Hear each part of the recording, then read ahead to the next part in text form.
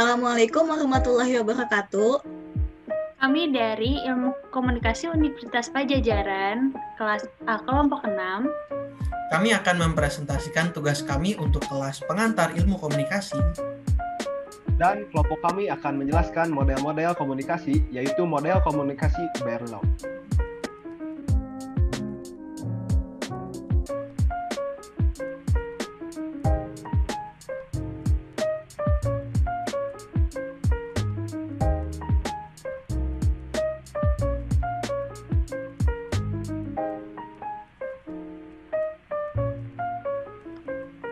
David K. Berlo mengemukakan model komunikasi yang menggambarkan proses komunikasi dan dikembangkan olehnya untuk menggambarkan hubungan antara pengirim pesan dan penerima pesan.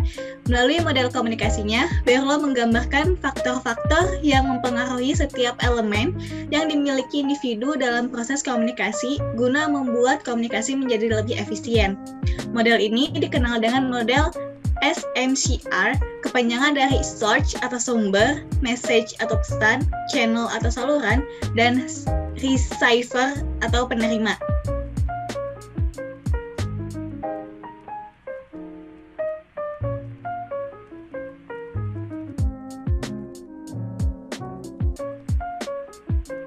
Penjelasan alur dalam model komunikasi. Yang pertama, S untuk sender atau source atau sumber atau pengirim pesan. Sender atau source atau pengirim pesan adalah sumber berasal pesan. Terdapat beberapa faktor yang mempengaruhi elemen sender atau source atau sumber, yaitu keterampilan komunikasi, sikap, pengetahuan, sistem sosial, dan budaya.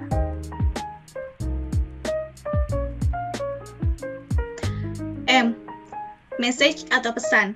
Message atau pesan adalah substansi yang dikirimkan oleh sender atau source atau sumber kepada penerima pesan.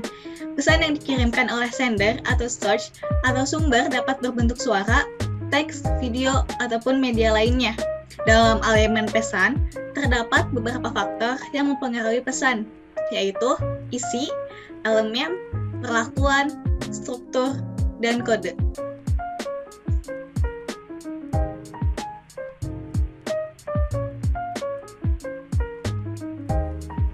C untuk channel atau saluran komunikasi.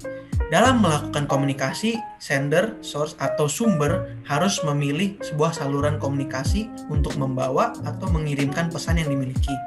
Misalnya dalam konteks komunikasi massa, digunakan media massa sebagai channel atau saluran komunikasi untuk menyampaikan pesan. Namun, dalam komunikasi secara umum, panca indera manusia merupakan channel atau saluran komunikasi yang berdampak pada keefektifan channel atau saluran komunikasi. Kelima indera yang kita miliki adalah hearing pendengaran, seeing penglihatan, touching penyentuhan, smelling penciuman, dan tasting perasaan.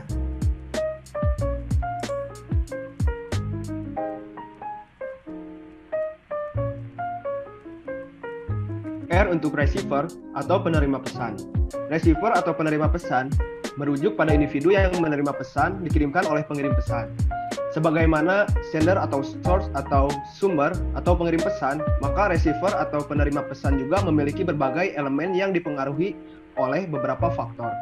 Elemen-elemen tersebut adalah, yang pertama, ada keterampilan komunikasi atau communication skills, yang kedua ada sikap atau attitudes, yang ketiga pengetahuan atau knowledge, yang keempat ada sistem sosial atau social system, yang terakhir ada budaya atau kultur.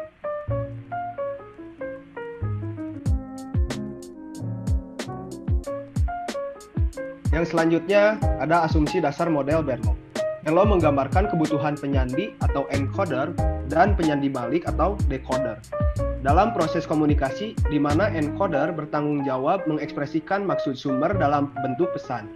Model komunikasi Berlo meyakini bahwa agar terjalin komunikasi yang efektif, maka baik source atau sender atau sumber maupun receiver atau penerima pesan hendaknya berada dalam tingkatan yang sama. Meskipun Berlo menganggap komunikasi sebagai proses, Model Berlo menyajikan komunikasi sebagai fenomena yang dinamis dan terus berubah. Lebih jauhnya lagi, umpan balik yang diterima pembicara dari hayalak tidak dimasukkan dalam model grafiknya, dan komunikasi nonverbal tidak dianggap penting dalam mempengaruhi orang lain.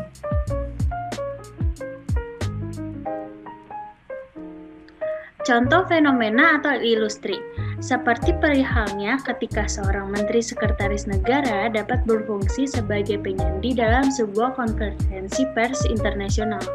Senada dengan itu, penerima membutuhkan penyandi balik untuk menerjemahkan pesan yang ia terima. Dalam kebanyakan kasus, penyandi balik adalah perangkat keterampilan indrawi penerima.